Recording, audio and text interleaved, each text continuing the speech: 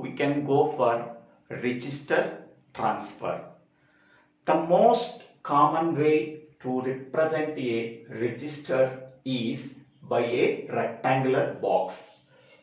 This is the rectangular box can be used to represent a register.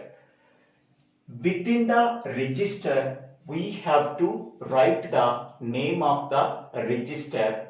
For writing the name of the register, we have to use capital letters and sometimes we have to use capital letters followed by a number.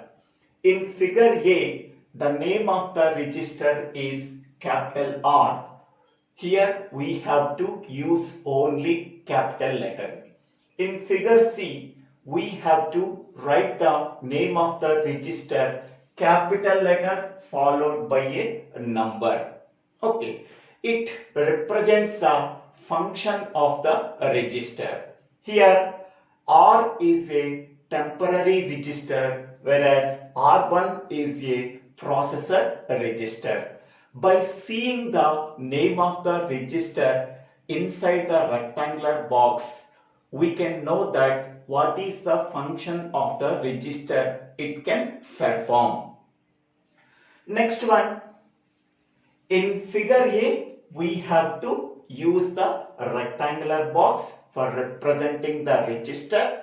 Inside the rectangular box, we have to write the name of the register. By using that name of the register, what function a register can perform. Next, in figure B, the individual bits of a n-bit register can be sequencing the numbers from 0 to n-1. Suppose we are taking n-bit register, the individual bits of n-bit register can be numbered in sequence from 0 through n-1, 0 at the rightmost position and numbers are increasing towards left. Suppose we can take 8-bit register is shown in figure B. The 8-bit register contains 8 bits that are 0, 1, 2, 3, 4, 5, 6, 7. Starting with 0 bit in the rightmost position and increasing the numbers towards left. So figure B represents representing the showing the individual bits of a 8-bit register starting with the 0 and ending with 7. Next, figure C represents the number of bits that are stored in the register can be marked on the top of the box. Suppose R1 register is a 16-bit register. It contains 16 bits starting from 0 and ending with 15. So that can be marked on the top of the box. So 0 to 15, total 16 bits that are contained by a 16-bit register called R1. Next one, figure D represents the 16-bit register can be divided into two parts. So 0 to 7 represents the lower order byte that can be denoted by capital L, and 8 to 15 denotes the higher order byte that can be denoted by capital H. So capital L stands for lower order byte. Bits starting from 0 to 7 can be represented by using lower order byte. Bits 8 to 15 can be assigned the symbol capital H. Capital H is nothing but higher order byte. Suppose we are taking a 16-bit register, the lower order byte can be represented by using PC of L over R, PC of 0 to 7. So these two representations we have to use for representing the lower order byte. Whereas higher order byte that can be represented by using PC of H over R PC of 8 to 15. Okay, in this way we have to divide the number of bits in the register can be divided into two parts. The first part called the lower order byte that can be denoted by capital L. It represents the bits 0 to 7. The second part represents the higher order byte, that is 8 to 15, that can be represented by using capital H. In this way also we have to represent PC of 0 to 7 represents the lower order byte, PC of 8 to 15 represents the higher order byte. So these four figures, figure A, figure B, figure C, figure D, are the block diagram of a register. Okay, next one. We have to use some symbols in register transfer language. That symbols are, first one is letters and numerals. Here letters are used for representing a register in capital letters. Sometimes letters followed by the numbers also used for denoting a register. For letters representing figure A, for letters and numerals representing figure C. Both are used for representing the name of the register. Okay, example, MAR is the name of the register, that is memory address register. It contains only capital letters. Okay, sometimes for representing the name of the register we have to use capital letter followed by a number. So example, R2. R is capital letter, 2 is a number. So this is also used for representing the name of the register as shown in figure C. Next one, second symbol is parenthesis symbol. So the parenthesis symbol can be used to denote the part of a register. Okay, so PC of 0 to 7 represents the lower order byte. Next, the lower order byte of instruction register can be denoted by using this symbol. PC of 8 to 15 represents the higher order byte. For denoting the part of a register, we have to use parenthesis symbol. Okay, next one is we have to explain the arrow operator. Suppose we want to transfer the information from R1 to R2. Okay, suppose we want to transfer the content of register R1 into register R2. For that purpose, we have to use arrow operator. Arrow operator can also be called as replacement operator.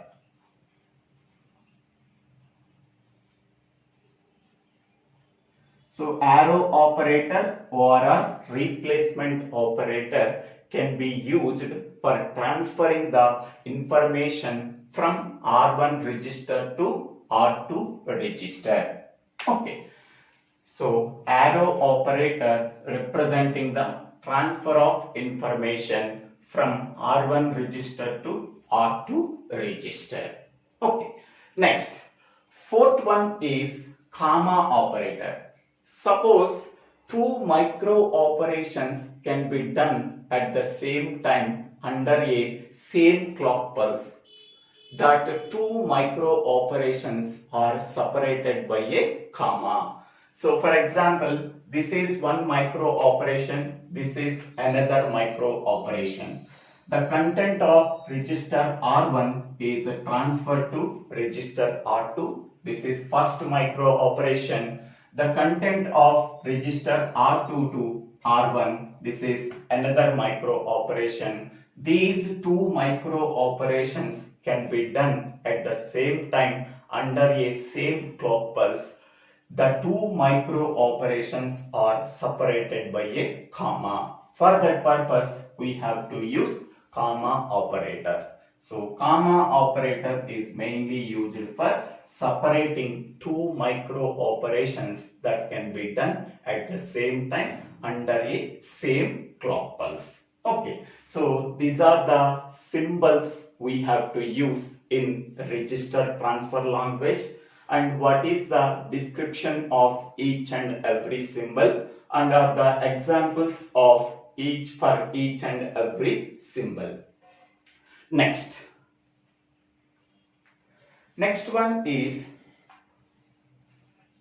so for transferring the information from R1 register to R2 register, for that purpose we have to use arrow operator. Arrow operator can also be called as a replacement operator. Another variation is, suppose we want to transfer the content of register R1 to register R2 under a predetermined control condition. So for that purpose we have to use if then statement. So that is, if P is equal to 1, then R2 arrow mark R1.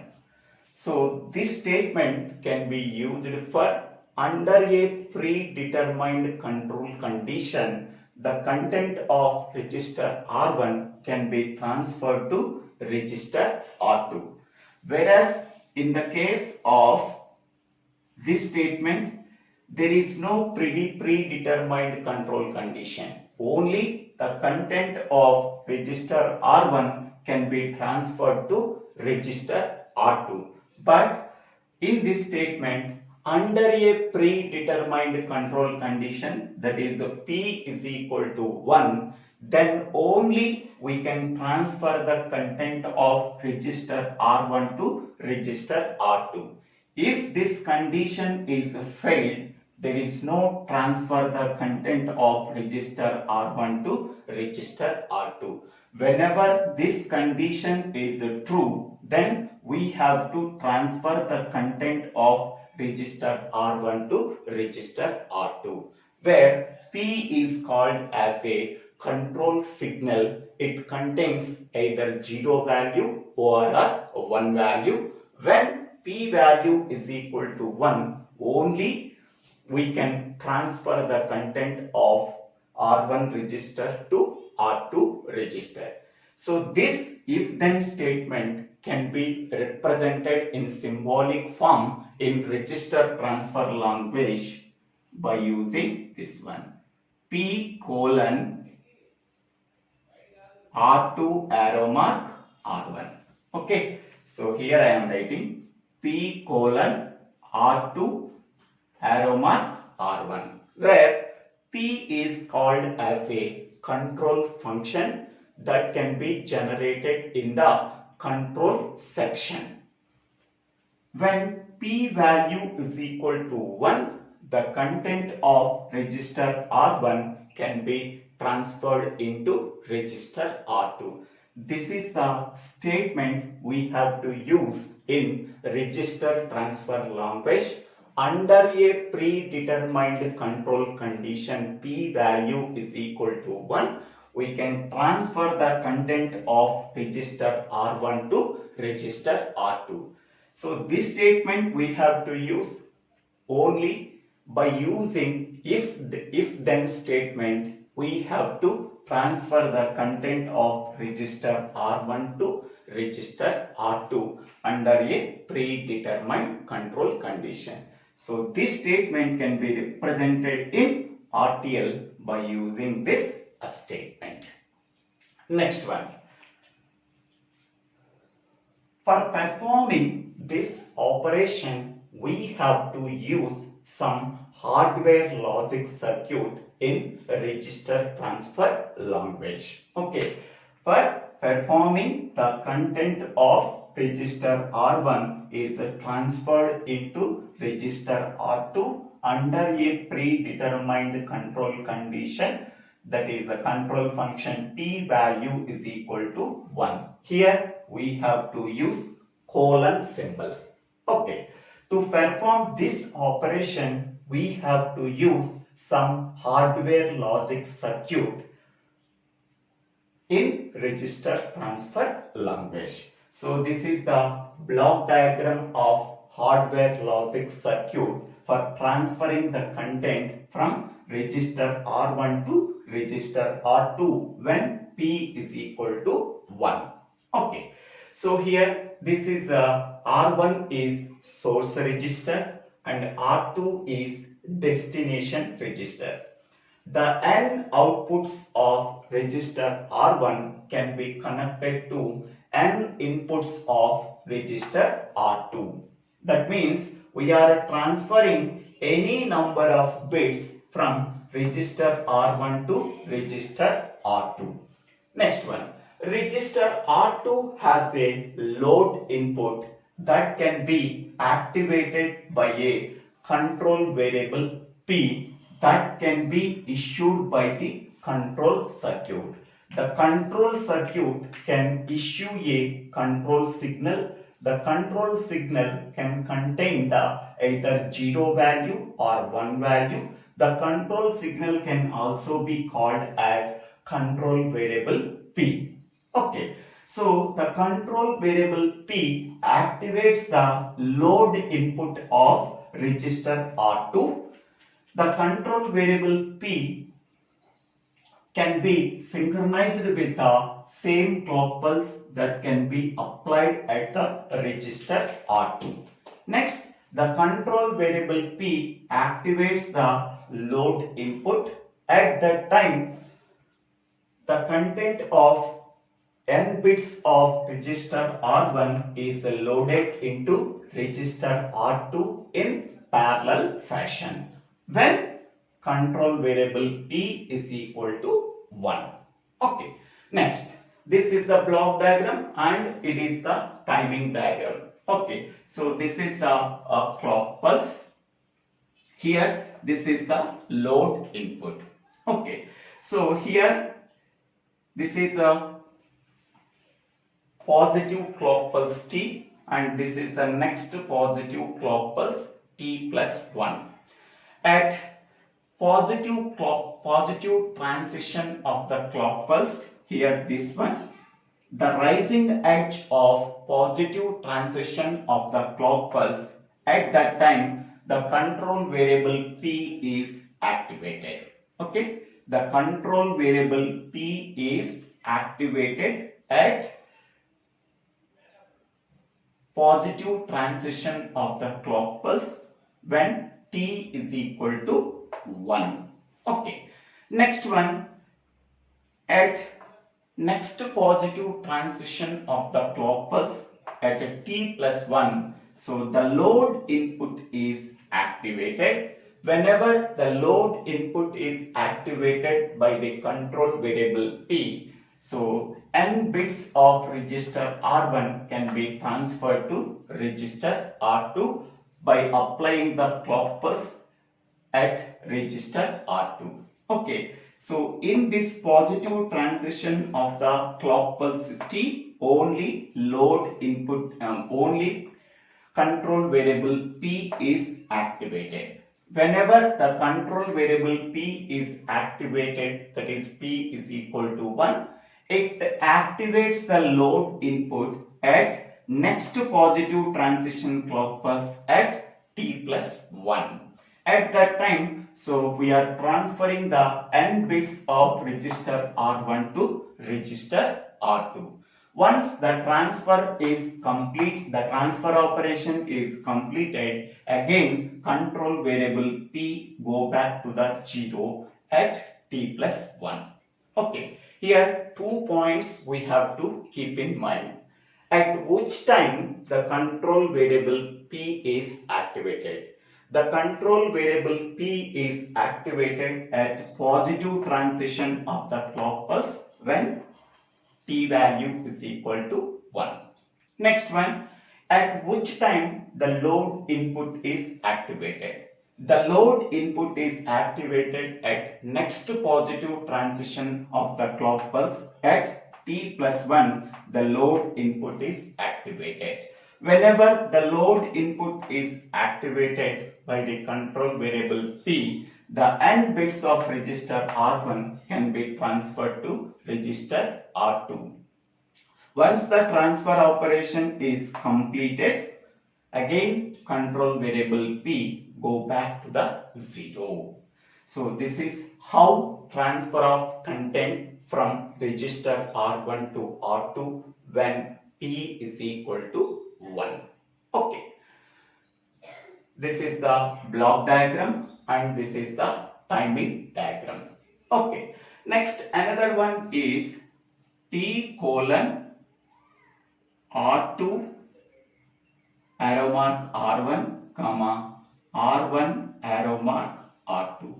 Here this is one micro operation, this is another micro operation. These two micro operations can be done at the same time under the same clock pulse. For that purpose we have to use comma operator when t value is equal to 1. That means when t value is equal to 1, these two micro operations can be done at the same time under the same clock pulse. Okay, here only one micro operation can be done when p is equal to 1. The content of register R1 is transferred to register R2. Here we have to use two micro operations can be done at the same time under the same clock pulse provided that t value is equal to 1. When t value is equal to 1, these two micro operations can be done at the same time under the same clock pulse. Okay, so this is the description of register transfer language. In previous, I am explaining register transfer language. So, by observing this, what is a register transfer language? Register transfer language is a language. It contains only symbolic notations that are used for performing the micro operations. That micro operations can be performed on the data stored in the registers. Okay, that means whatever the micro operations we have to perform, that micro operations can be performed on the information stored in the registers that can be represented in symbolic notations. So all these symbolic notations are used in a particular language. That particular language is a register transfer language. Okay, so register transfer language contains some symbolic notations. That symbolic notations are used for performing the micro operations. That micro operations can be performed on the data or information stored in the registers. So that can be called as register transfer language. By using this symbols in register transfer language, how register transfer can be done. That means how to transfer the information from one register to another register, that can be explained in this diagram. Hi friends, welcome back to our YouTube channel. Today we have to discuss about register transfer language and register transfer in computer architecture course and computer organization and architecture course. It is one of the most important concepts that can be asked in several academic examinations. In this video, we have to discuss about some important points. The first one is what is micro operation. Second one is examples of micro operations. Third one is how can you say that the internal hardware organization of a digital computer is best. And fourth one, what is register transfer language. And fifth one, what is register and how can you represent the registers. And seventh one is what are the symbols we have to use that can be in register transfer language. And eighth one, what is the hardware logic circuit we have to use to perform the register transfer. These are the points that we have discussed in this video. First of all, what is micro operation? Suppose we are taking any operation such as addition, subtraction, multiplication and division. To perform that operation, we require operand data. That operands are stored either in registers or are in memory. Instead of storing the operand data in memory, they can also stored in registers. Now we have to perform the operation that can be performed on the data that is stored in registers. So then it can be called as micro operation. Simply we can say that a micro operation is an elementary operation that can be performed on the information stored in one or more registers. Next one, the operations that can be performed on the data stored in the registers can also be called as micro operation. Next one is how can you say that the internal hardware organization of a computer is best? By using 3 points, we can say that the internal hardware organization of a digital computer is best. First point, how many number of registers it contains and what is the function of each and every register. Second point is how many number of sequence of micro operations that can be performed on the binary information stored in the registers. Third point, what is the control we have to use to initiate the sequence of micro operations. So by using that 3 points, we can say that the internal hardware organization of a digital computer is best. Next one, what are the examples of micro operations? The examples of micro operations are shift operation, count operation, clear operation and load operation. So to perform the operation, the operand data is stored in the registers. Okay, by using that data we have to perform the operation, then that operation can be called as micro operation. Next one, what is a register transfer language? The symbolic notations used to describe the micro operation transfers among the registers can be called as register transfer language. Simply we can say that by using some symbolic notations we have to perform the micro operations that can be performed on the information stored in the registers. So for that purpose we have to use one language. That language is a register transfer language. Okay, in the register transfer language we have to use some symbolic notations. By using that symbolic notations we have to perform several number of micro operations. To perform that operations, we have to use the information stored in the registers. Next one, what is a register transfer?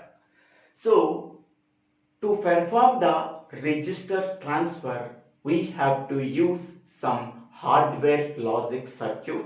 By using that hardware logic circuit, we have to perform the specified micro operations by using the data stored in the registers. Once the operation is completed, the result is also stored in the same register or in the another register. So that can be called as a register transfer.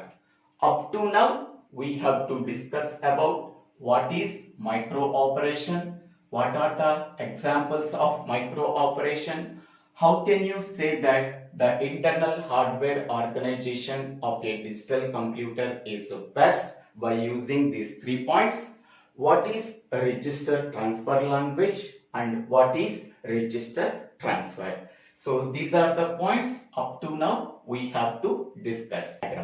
Okay, I hope all of you understanding this video. If you have any doubts, please put your doubts in the comment section. I will try to clarify your doubts.